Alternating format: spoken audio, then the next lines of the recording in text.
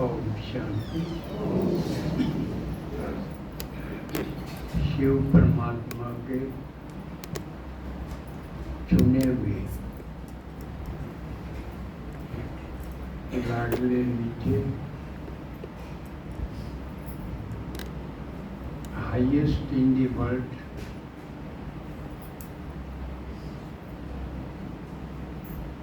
पूजनीय बनने वाले, बैगर से प्रिंस बनने वाले,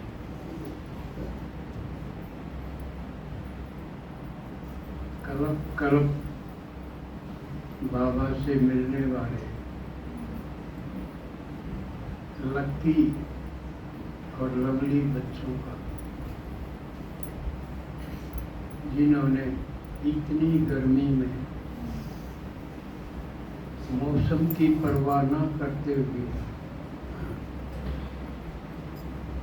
बाबा की बातें सुनने समझने को प्राथमिकता दी,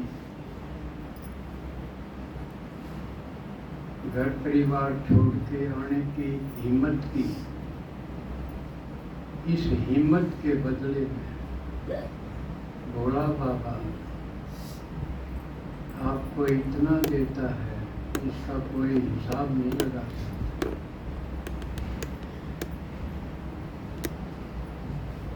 आज एक और रविवार संगम युग का हमें मिला है, क्योंकि संगम युग भी अब आया नहीं, जा रहा है, जाने वाला है, गया कि गया।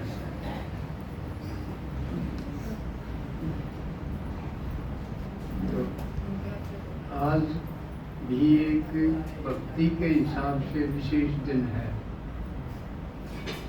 कौन सा दिन है, किसको पता है? आज एकादशी, और भक्ति में एकादशी व्रत और उपवास का बहुत महत्व है। एक एकादशी का व्रत करने से 1000 गाय दान करने के बराबर कौन होता है। इतनी और भी इतनी बड़ी बड़ी बातें बताई एकादशी का व्रत करने से। और वैसे तो एकादशी एक मास में 2 बार आती है, एक कृष्ण पक्ष में, एक शुक्ल पक्ष में, लेकिन ज्यादा महत्व शुक्ल पक्ष की है, जबकि हम पूर्णिमा की तरफ बढ़ रहे होते हैं। क्योंकि संगम युग के बाद हमारी चढ़ती कला होती है, गिरना रुक जाता है, चढ़ना शुरू हो जाता है। जैसे चांद है वो बढ़ते बढ़ते पूर्णिमा तक पहुंचता है,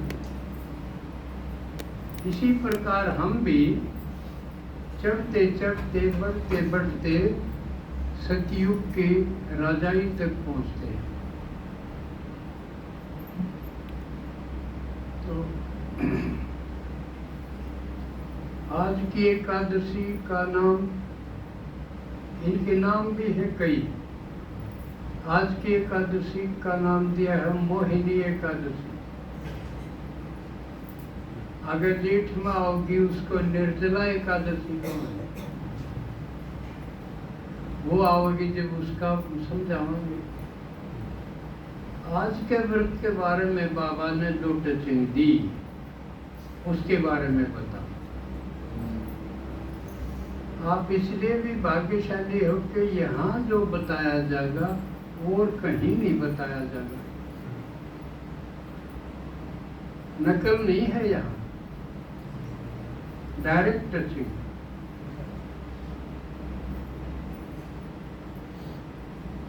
और उसका भी बताऊंगा वो कैसे हो सकती है। आपको भी हो सकती है,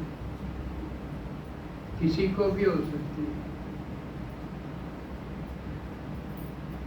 तो जो भक्ति में महात्म बताया है उसमें इसका तात्पर्य नहीं बताया, इसका अर्थ नहीं बताया। सिर्फ महत्तम बताया। अब ये करने से ये होगा, ये करने से ये लाभ होगा, दान पुण्य की तरफ मोड़ दी बात सारी।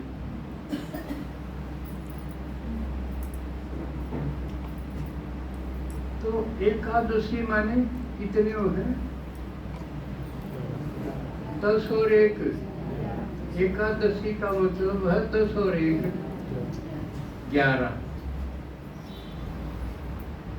तो 11 क्या चीज है?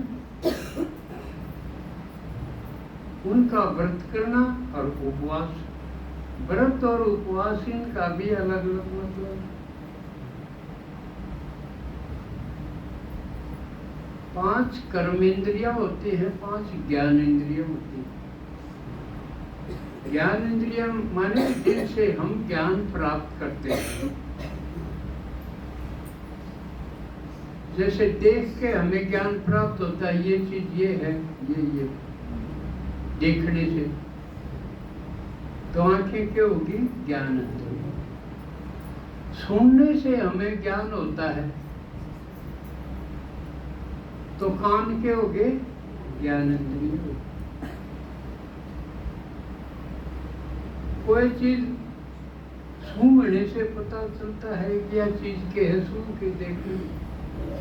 क्यों? अलग अलग चीजों की अलग अलग महक है। तो नाक भी क्या होगी? ज्ञानेंद्रिय। और जिनसे ज्ञान होता हो कौन सी चीज रहेगी? जीभ से होता है। चाट के देख लो, खट्टी है, कड़वी है, मीठी है, किसी है। चखने से यानी जीभ, ये ज्ञानेंद्रिय।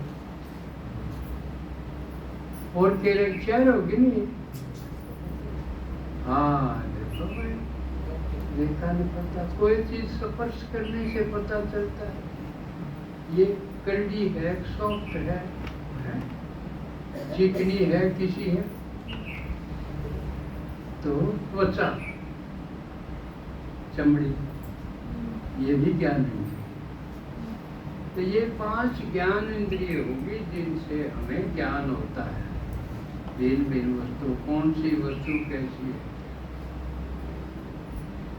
और 5 होती हैं कर्म इंद्रिय, जिनसे हम कर्म करते हैं।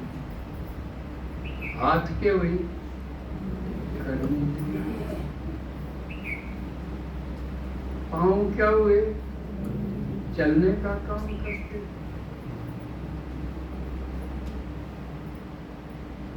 और मुख तो दोहरा काम करते। खाने का करते, खाना भी महत्वपूर्ण कर्म है। और दूसरा बोल रहे, बोलने का काम ये करते।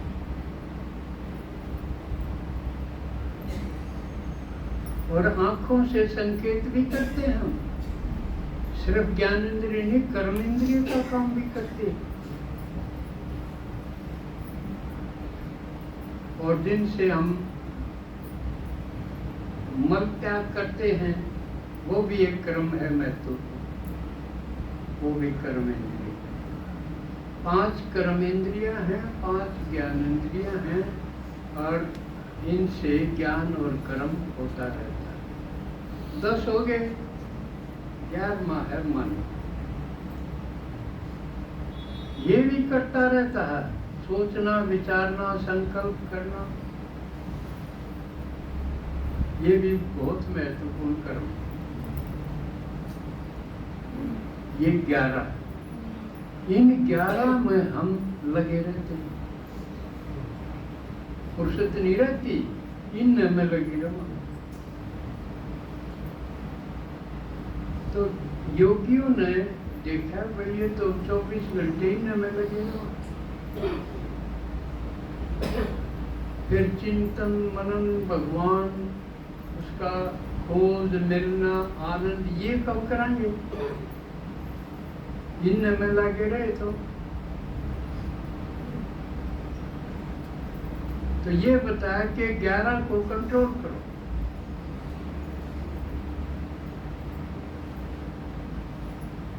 नहीं तो इनमें सारा समय लग जाएगा, एक दिन लग गया दूसरा दिन। तो इसके साथ व्रत जोड़ दिया। व्रत का मतलब खाना बंद, संयम करो, क्योंकि हम सारा दिन या कमाने में या बनाने में और खाने, अपना अपना देखो, सारा दिन इससे मजा हुआ है ना। तो योगियों ने क्या सोचा कि ये चीज बंद करके देखो, खाना ही बंद करके देखो, कई झंझट खत्म हो जाएंगे। ना रोटी पोनी, ना बर्तन मांजने, ना उसका टेटा पीसना, ना पोना, नहीं, इसमें सारा टाइम खराब हो जाए। इसलिए कुछ टाइम ऐसा होना चाहिए, इसमें बंद कर दो।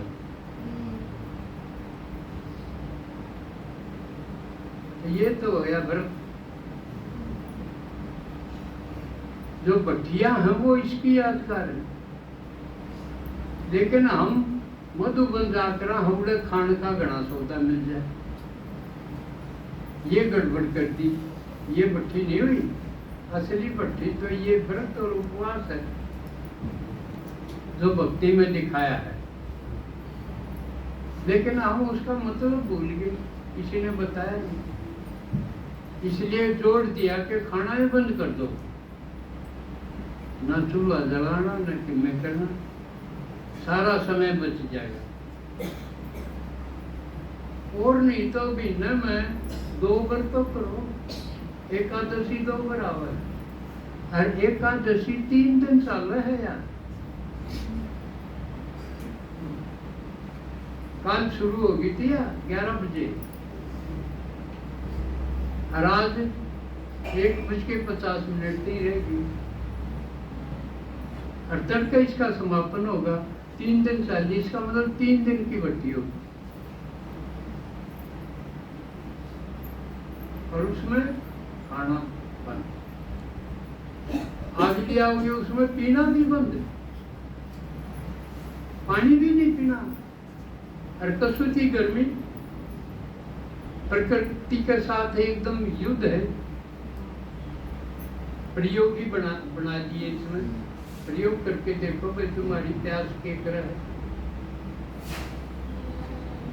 यो है ना, देखो प्यास ने, लेकिन कोई बर्ती मरिया भी कौन देखता? आपने देखा कोई बर्ती मरिया?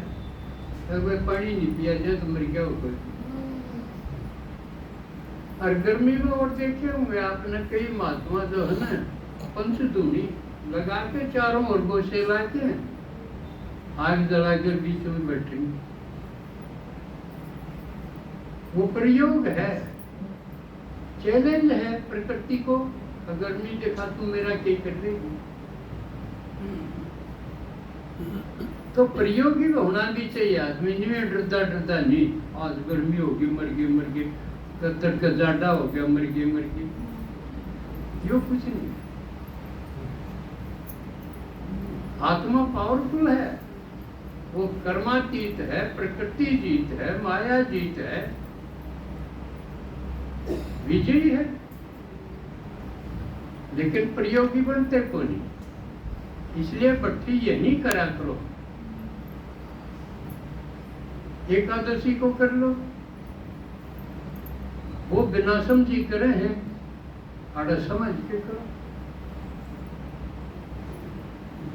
तो ये तो हो गया भाई, ऐसा नहीं कराएंगे, यू जो ना तो जानकारी हासिल कराएंगे, उड़े क्यों हो गया, ये ज्ञान इंद्रियों का प्रयोग भी बंद करते हैं। कर्म इंद्रिया है, चंचलता है, यूं चालो, वो उड़ जाओ, यो कर लो, वो कर लो, यानी जानना भी करना भी दोनों स्टॉप, ज्ञान इंद्रिय भी कर्म इंद्रिय दोनों स्टॉप। फुर्सत होगी कि ना? फुर्सत होगी तो फिर क्या करो? फिर करो उपवास। उपवास का मतलब क्या होता? उपमाने दूर है, समीप, वास माने रहना, बैठना। किसके पास? भगवान के पास। और चीजा तो फारिग हो गए, वक्त अटेंशन नहीं होगा न्यू, और परमात्मा के पास बैठेंगे, यानी कंबाइंड हो गए, योग लगाया। तो एकादशी का असली अर्थ योग। ऐसा 2-3 दिन करते रहना चाहिए प्रयोगी।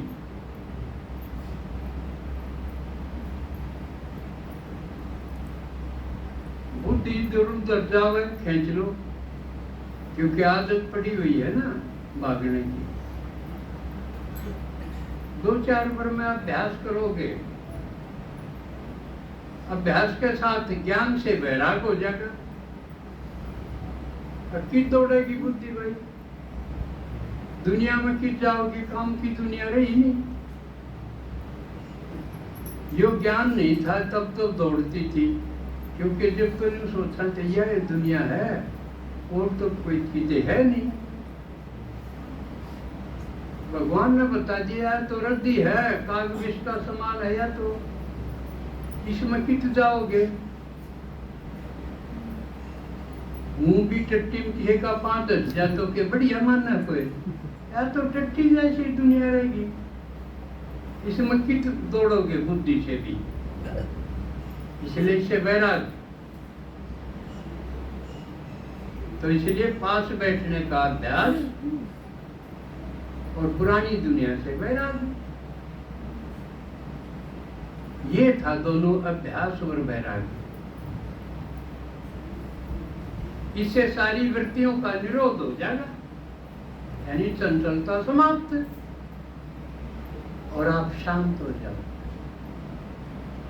शीतल भी हो जाओगे, और इसमें टिकते टिकते आप मीठे भी हो जाओगे। आपका बोल सुनते सुनते मीठा लगने लग गया। बाबा हुआ को निकलना मीठे मीठे बच्चे, मीठे हो जाए।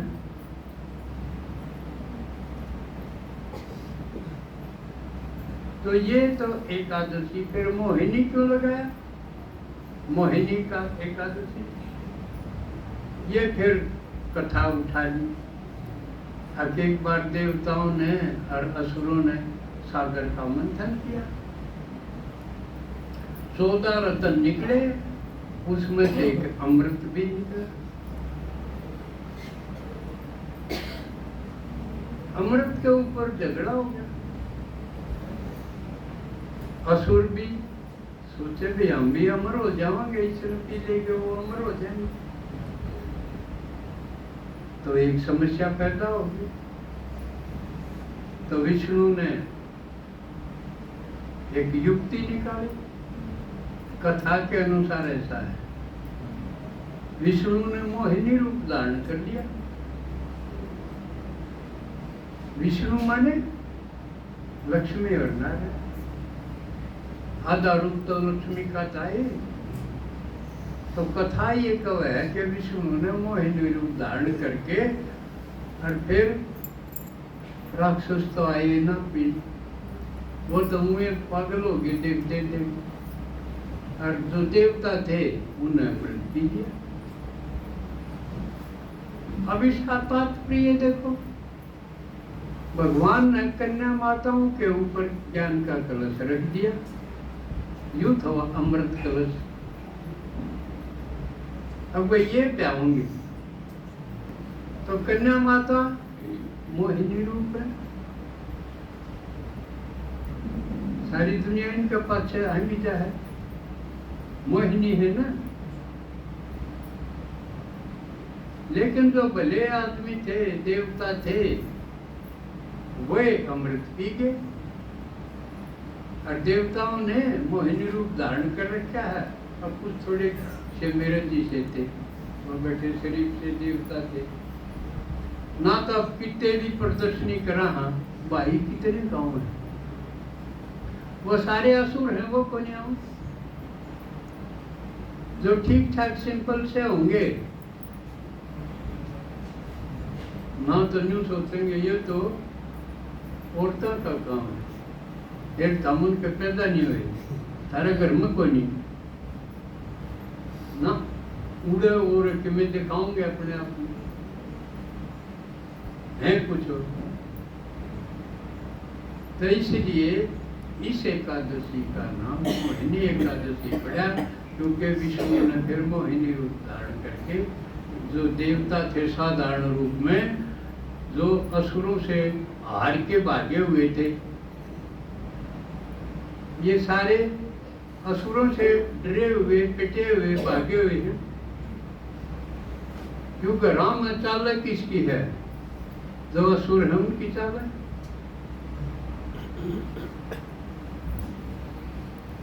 तो ये तो हुई एकादशी व्रत का महत्व। दूसरा, इस सप्ताह में 15 तारीख को